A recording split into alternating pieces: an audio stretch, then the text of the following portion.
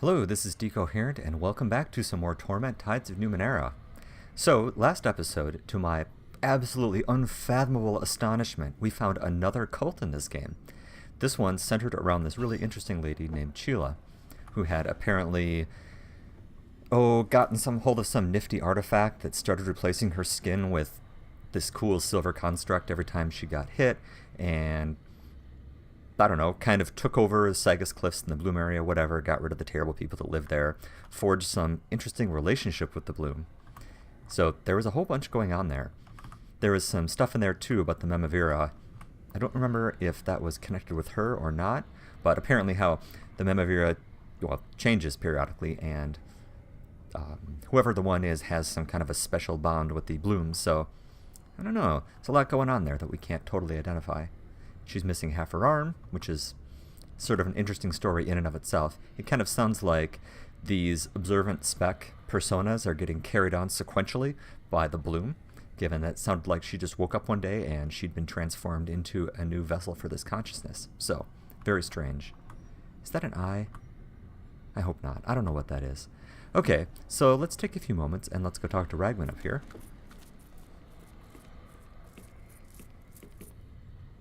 We got nothing to talk about. Alright. Aren't you friendly and helpful? I assume the same is gonna be from the cultist. A spec has always been here, even in my grandmother's day. They all look about the same, too. Oh, so I wonder if they're being converted or if they're being regrown. That's weird. Right. This thing is so weird. Here I go. Okay, so let's head out and we'll take a look at our journal and then decide where we're gonna head off next. Probably to one of the slums, so we'll pick one. Everyone loves slums, right?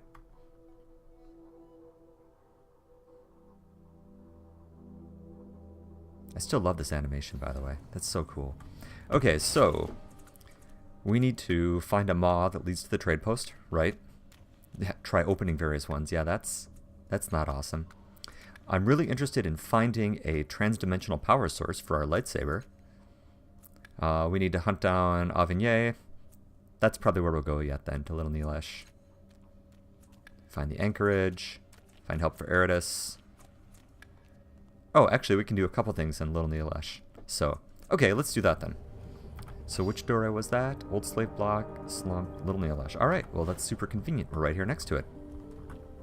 Why not? I think we've already talked to everyone else. Okay. Oh, that's right. I wanted to change the audio just a little bit here. I want to move the voiceover volume down so that I can step up the entire game volume without having them blast out the speakers. All right, Ren, you can do this.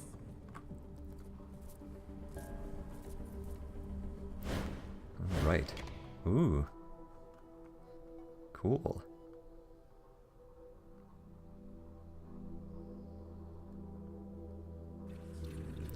Man, I love their environments. Uh-oh.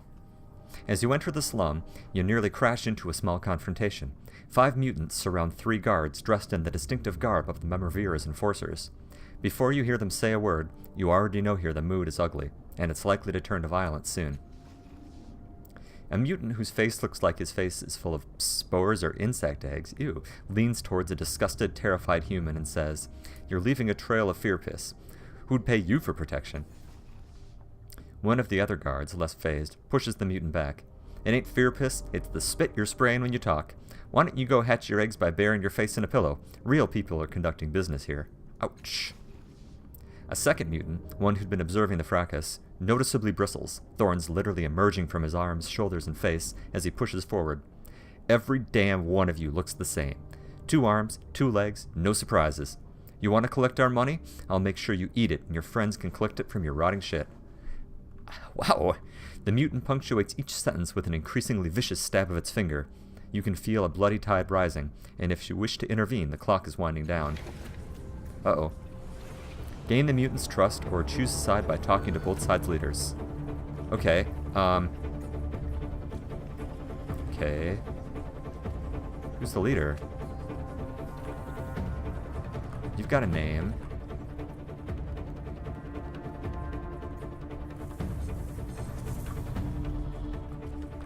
Okay. Oh, wow, that's not good. So, who are you supposed to be talking to? These guys are just... Okay, so Sergeant. Mutant, spiny mutant. Okay, that's probably who it is. So, well, do I really want Eridus to do the talking? Guess let's find out. You focus on the thorn-covered mutant, and the weight of your gaze turns his head. What do you want, human? You want in on a long-due bloodletting? You'd better talk fast. We're itching to get started.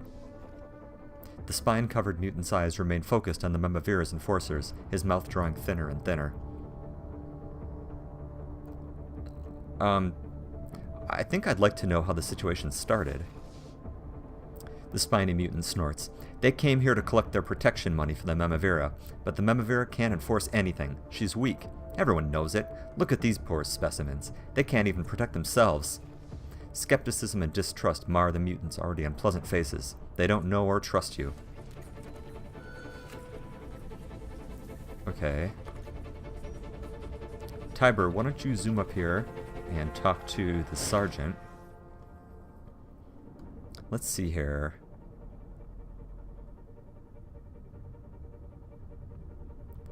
I'd kind of like to ask how the situation started. Suggest the enforcers will come to check on the patrol shortly. Yeah, let's just ask how this started. The sergeant coughs a bit, a wet hack, and says, "We make this route every month. We're collectors. It's our job to bring in revenues for the Memavira from her loyal subjects." He pauses as the mutants break out raucous, derisive laughter, and then continues. "But they laid in wait for us and got the jump on us as we walked into Little Neelesh." The thugs seem calm for men whose lives are being threatened. They recognize the words, but they don't seem to believe they're in much danger. Alright, seriously, I have no sympathy whatsoever for the stupid humans. So, I'd like to talk to the spiny mutant and Can't say I mind that. kind of take their side. Okay. Ask who's in charge. How they might retaliate. Urge them to keep the Memavira's patrol alive. Offer to pay them to let the humans go. Let's play peacemaker here. I really don't want to get too involved into the politics here. I feel like if I'm trying to convince them to not kill each other, that I'm not contributing a whole lot to that political situation, because I don't want to really upset one faction or the other. So let's see if I can convince them to just kind of chill out. Do I dare an 85? I do not dare. The mutant's leader looks at his fellows and back at you and makes some calculations. "We understand that you want to stay on the Memavira's good side," he replies, "but this has to end. Unless you can think of another way, we've got to put them down before they steal the last chin in Little Neelesh." The atmosphere of rage and hate seems to be fading. You can even see one of the mutants smile. Well, at least it looks like a smile. That wasn't enough?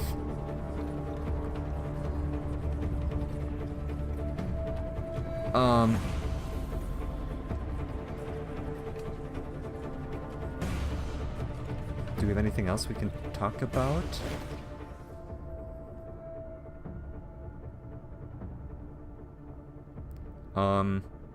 It's really not clear to me what it is I'm doing here. I mean, if they throw down, I'm gonna nuke the humans, because seriously. Come on. Let's just ask who's in charge. This arouses tight laughter from the assembled mutants. You'd recognize Garkoto if you saw him. Our prince lives in the tank in the center of Little Neelesh. Not big on mobility, our prince. Laughter resounds again, and then the mutants focus on the enforcers. You're earning the mutants' trust, but you could still lose them if you make an error. Goons aren't welcome here anymore. Back off, this doesn't end well for you.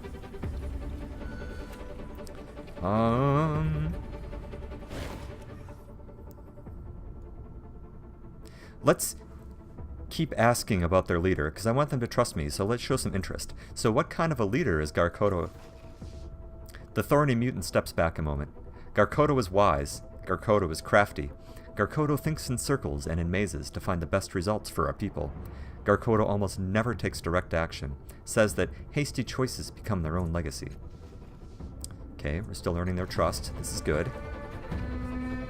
Oh, I can move. I'm not gonna move. I'm good.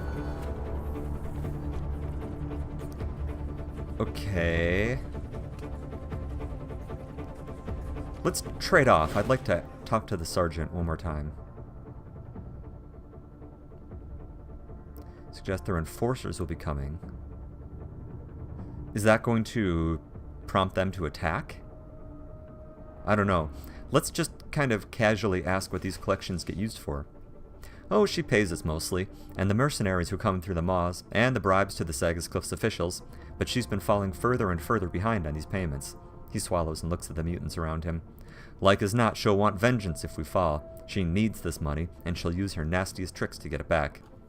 The mutant's leader shifts his weight as the sergeant speaks, but he does not retreat. Okay. Interesting. Okay, Tiber, you're fine where you are. Okay, spiny mutant. So, it said just a few moments ago that he doesn't approve of hasty actions. I don't like deceiving a new guy that I just met, but let's remind the mutants that Garkoda would likely not approve starting a war with the Mamavira. That doesn't mean we won't. We just maybe throwing down with the first guards that stumble through our doorway is not the best of all possible courses. Neat. Well, the prince did tell us to keep to ourselves, heads down like. Garkoda might be angry if we let these goons die. The mutant's eyes soften slightly, but his thorny fists remain clenched. The mutants no longer look to their thorny leader. They're watching you. They want to avoid violence. Okay. Good, so do I. Okay, who do I talk to? Does Spiny Mutant have a new thing to say? See, I don't think that she has... Oh, okay. Boy, I shouldn't have clicked past that so fast. Can I go back? Yes. Let's try to persuade the mutants to let the humans go. And I didn't realize Rin was quite so persuasive. Good for you, Rin. The mutant's leader looks at his fellows and back at you, and he makes some calculations. As you say, he replies, scowling at his companions. He says to them, these are deaths we can save for another time, right? No point in bloodshed with outsiders witnessing. They too look at you, and some unspoken agreement fills their eyes. The human sergeant wastes no time. My thanks, he said over his shoulder as he hustles towards the exit. We won't forget this, bye! Much obliged for your help. It wasn't my intention. Alright. Mutant, mutant, spiny mutant, mutant, mutant. Okay, wow, so... Oh, big tank, cool. Okay, let's just walk around here real quick. So, we have a named gentleman over here. This structure was built in a style you've never seen before. The stone is pitted and ancient. Why is there stone inside the bloom? It's a weird all by itself. This whole middle section of this building is gone, erased from existence by something that passed directly through. The most likely culprit is the vehicle that rests a short ways nearby. Oh look, here's the other half of the nifty ship. Of the transdimensional ship. That's super awesome. Oh, and we can go inside. Obviously, we're going to do that. Let's finish looking around here quick, though. Here I go. Kind of get the lay of the land, you know? This statue depicts an eyeless, many-breasted mutant. It seems to be screaming. Right. Yes. This statue is identical to its nearby twin, except for the fact that its head has fallen off. Meh, details. You can dimly make out a misshapen figure that huddles against this makeshift shelter. Its head lolls against the ground, nearly twice the size of its body. Well, that's weird. Hey, here's the two guys we're going to come beat up in a little bit. No point in starting a fight quite yet. Oh god. Is this a maw? Okay, what's going on down here? Oh, neat. What are you? Okay. Maw. Oh, man. Okay. Well, okay, like I said, let's start from the top down. Let's start by talking to our newly discovered leader. Do you have anything to say here, guards? You stand before his noble grace, Karkoto. Keep your tongue civil, and you'll keep your tongue.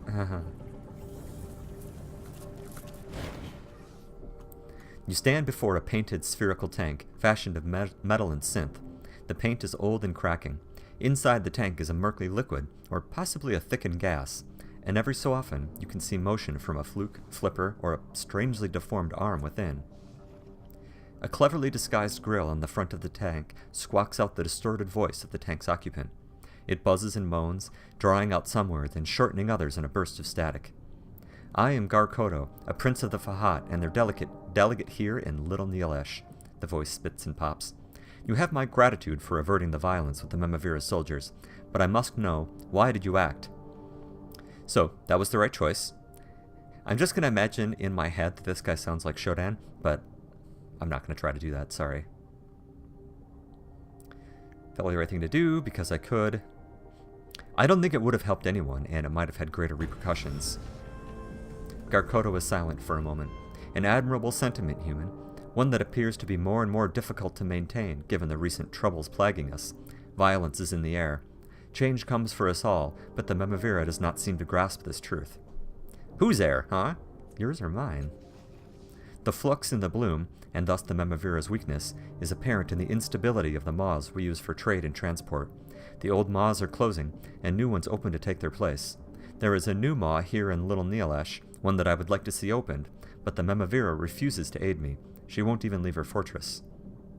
I'm wondering if she's still around. But I have said enough. What would you have for me?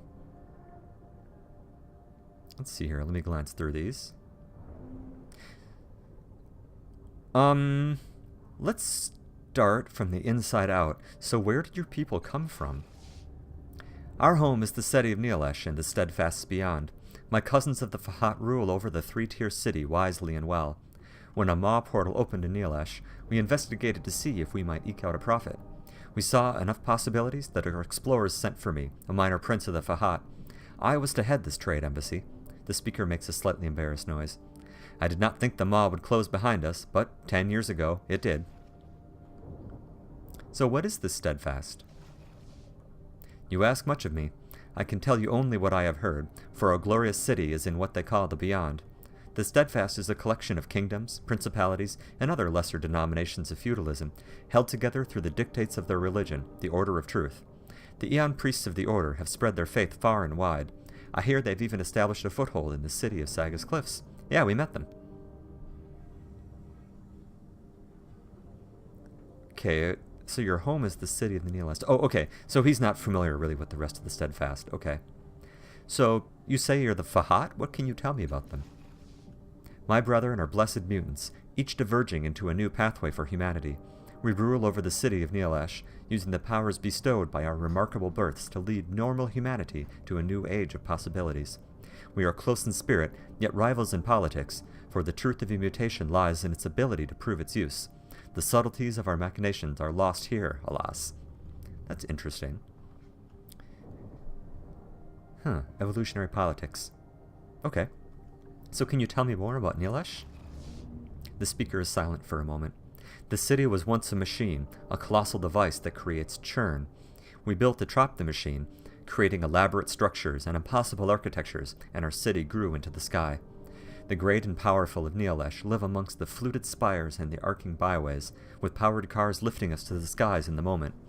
The shops and palaces of our people... Alas, to think that I might die away from my home.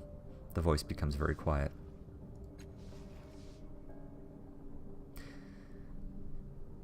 So, what was the proximate cause here of the fight between the guards and your people? The tank's grill emits a shower of sparks. The bloom no longer favors the Memavira. The bloom is the source of the Memavira's power. If she has no power, the obligation to pay for her protection has vanished. We pay for reality, not promises. The distorted voice crackles with an electric sigh. Perhaps our people have grown tired of the humans taking. Yeah, that's interesting. So, what's up with the maws changing and closing? Do you ask for my knowledge or my conjecture? If the first, I must confess my ignorance. If the second... Garkodo pauses, considering, and the grill hisses and sparks when the mutant speaks again. If the second, I believe the bloom has a feeding cycle. It is an enormous organism, you know, and I suggest that these events are part of a larger pattern. The mutant's vast bulk shifts in the tank. Perhaps the bloom is preparing itself for a new Memavira. Interesting. Very interesting. We'll come back to this. So, just around the corner there's a crashed vehicle. Do you know anything about that? Ah, the Katna. A year ago, the clocks began to act strangely, speeding and slowing, pulsing, and then the air seemed to bulge in places. We thought nothing of it, considering our surroundings, but then space itself tore open and this monstrosity tore through Little Neelesh. It pulverized the house of Anchugar and Soyan, erasing their family. Since then, enterprising scavengers have sought wealth in its wreckage, but most avoid the Katna. It's haunted by the ghosts of its passengers. Ugh. So, if the bloom replaces the Memovira, are you interested in taking her place? Garkodo's laughter spills out in a staticky hiss. I do not desire such responsibility, nor do I seek the attentions of the bloom. You are very wise, my friend. Okay, well I already know where these guys are, so I'm not going to poke about them again. Well, let's ask. This is their home, yes. At the moment, they are hiding at the end of an alley. Alright. I'll remember that. Thank you. As you turn, the speaker buzzes once more. Ah, in case word has not yet reached your ear, I am offering a bounty to the first who can open the newborn maw, and tell me what lies on the other side. The voice pauses. Of course, the first step is to discover what the maw wishes to eat. Without that knowledge, it cannot be opened. Yeah, I'll check that out. The newborn maw. Need to discover what it likes to eat. Okay. Wow, okay, so we have many choices. Do we go throw our weight around here with these two thugs? Do we go poke at what looks like a very interesting piece of technology? Do we go poke at a very unpleasant looking maw? And there's several other people to talk to.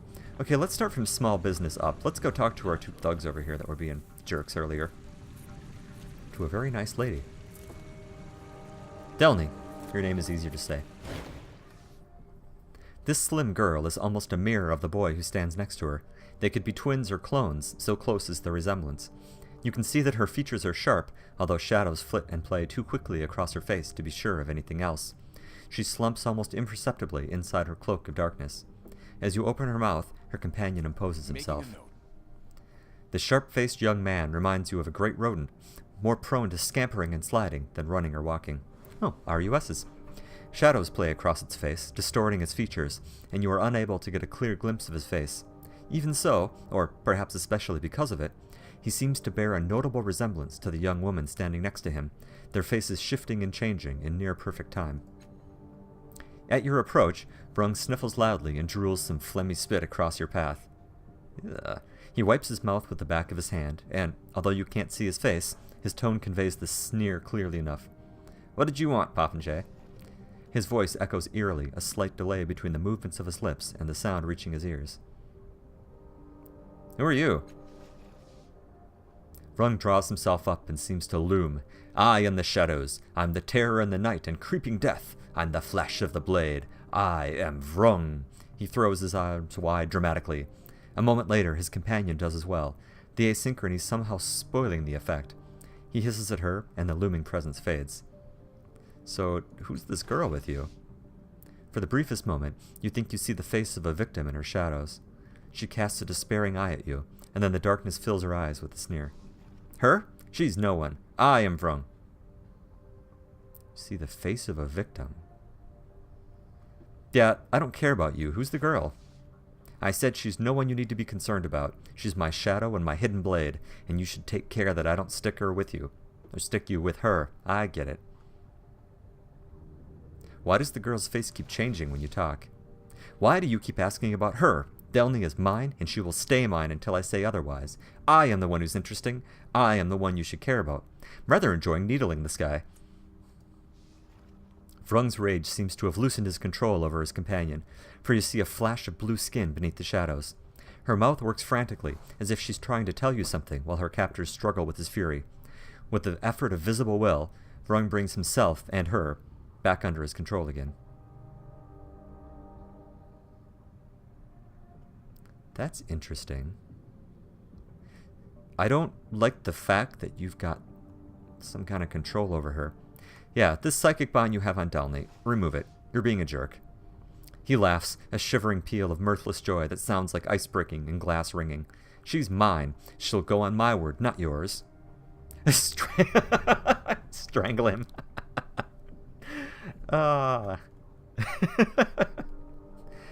Eridus would really like that.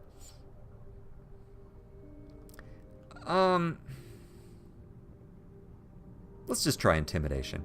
I'll teach you what suffering really is. Who's going to be intimidating? Am I really the most intimidating? I don't want to use up the might pool. 95. That's right. I am the terror that stalks in the night. The young man opens his mouth for a sarcastic comeback, but realizes that you might be serious. He holds his hands up to placate you. All right, one moment. He doesn't concentrate, and the shadows flow away from his face and body.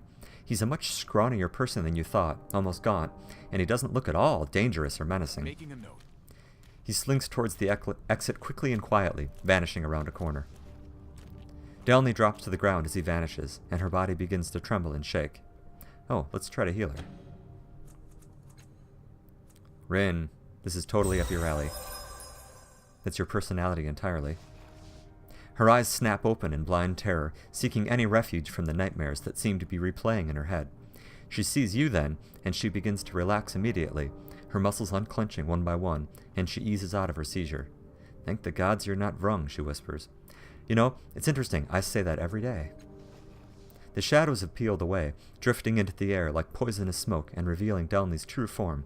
Her skin is an iridescent blue, and her hair is bright pink. He's really gone. I can't feel him in my mind. You did it. Fahat be praised, you did it. That's interesting. You're swearing on the name of the race of the guy we just met. That's interesting. She shakes her head as if to clear it, and a small trickle of bluish blood runs from the corner of her mouth where she bit her tongue or lips. I don't know how to thank you. You must have questions. I've had kind of a hard time of it. How are you feeling? Even though I'm still in the bloom, even though we're still surrounded by all of this, even though I need to make amends to everyone I robbed and bullied with Vrung, I feel hopeful. It feels like a new beginning, like the night has been peeled away and discarded. So, who are you? I was born in Neolish, and my parents were good people. I learned the walkways of the second tier by heart. That's how I discovered the portal to the bloom. I kept seeing the traders who came back from there, and how they always had such interesting wares. One day I snuck after them. I wanted to see where they came from. Her voice darkens. That was the day the bloom closed its pathway to my home. I used to think it was my fault, but the bloom doesn't seem to care for me now. So you're from their town. That's interesting. After I got here, and discovered that I couldn't go home, I had to find a way to survive. I found 5 families that were willing to help me, and who could afford to feed me once every few days. I helped them when I could, and kept looking for a way home. But as I got older, she looks embarrassed. I needed more excitement. That's when I met Vrung. She looks away, unwilling to say much more. Fell in with the wrong crowd. Making a note. It was my psychic power that drew him to me. He saw what I had. He wanted to take it, use it for himself. He called me an empathic amplifier. I could read people, and I could make their feelings stronger. He used me to find out who the scared people were, and then we preyed on them. So how did you fall in with Vrung in the first place? He seemed, dark and fascinating. The adults didn't want me to go near him, but he was like a mirror of who I wanted to be, strong, mysterious, ambitious. I let him bend me and use my powers to make him more of what he wanted to be, and I didn't realize I was trapped until it was too late. So there's a new maw in here. Can you use your mental powers to find out what it is that it wants? I suppose I could, but I'd need to get near the maw to build a proper rapport with it. I don't think that's a very good idea. Okay, let's talk about something else. Let's keep this in our back pocket. We can come back and talk to her. I don't necessarily want to push her right away. We only met you 5 minutes ago, you know? Granted, you owe us, but... Yes. Collecting on a debt the moment that you collect it, or that you accrue it, is not necessarily the best of all possible choices. So we have 2 other named people to speak to. 3 other named people. 4 other named people. Oh my goodness. Okay. We're running a little long, but let's talk to one more person. Herja.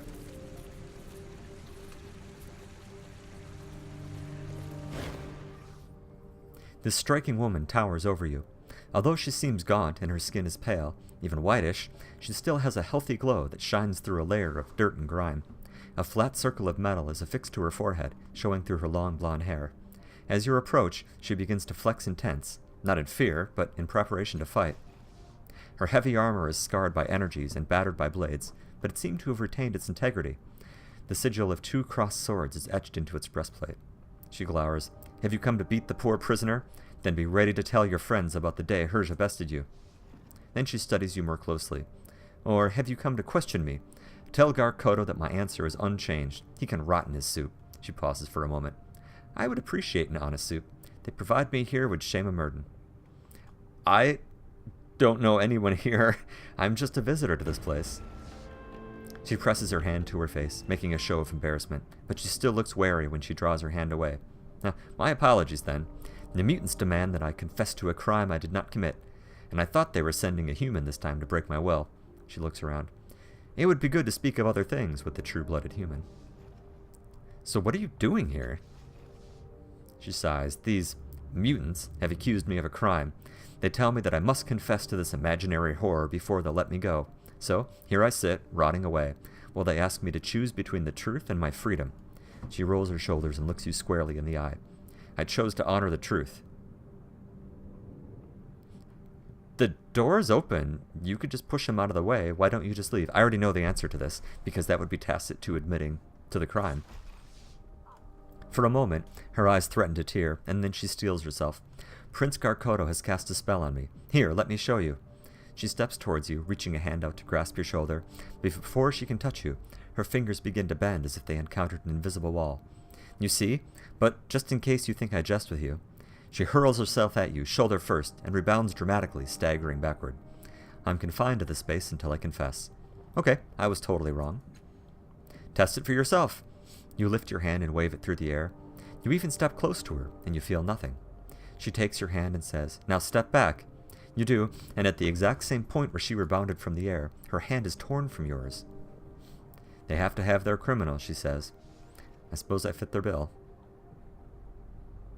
Is this just the same answer?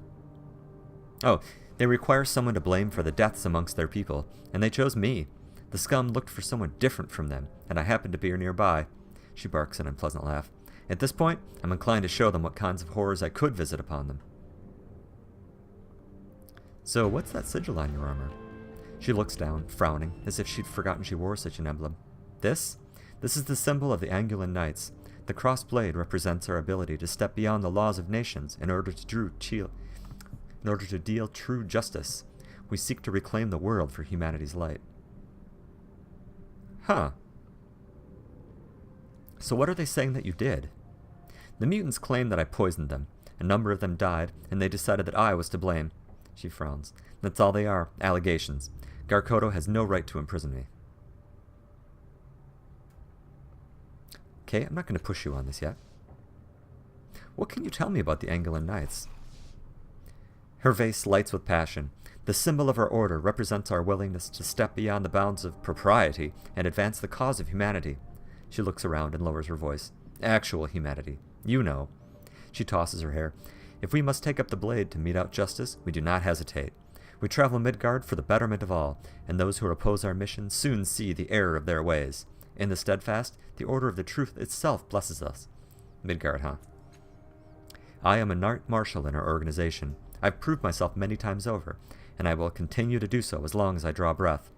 She leans back, her eyes closing. Our hunger for justice brings a great physical hunger as well. One council, I recall, they brought us fresh waters distilled from the dew of the mountains, roasted and spiced anine, and exotic flaming cheeses. We do not ask anything of those we aid, but sometimes their largesse humbles me. So what can you tell me about the guy that doesn't like you, Garkoto? That mutant prince, I need to remember the mutant is both male and female, swims in its disgusting stew of a tank, bathing in its own filth, and somehow it summons powers that keep the rest of its creatures in line. They say Garkoto was a wizard. I didn't believe them until the mutant imprisoned me with his powers. Okay. Well, we'll get this sorted in a little bit here. Okay, but now let's go ahead and take a break.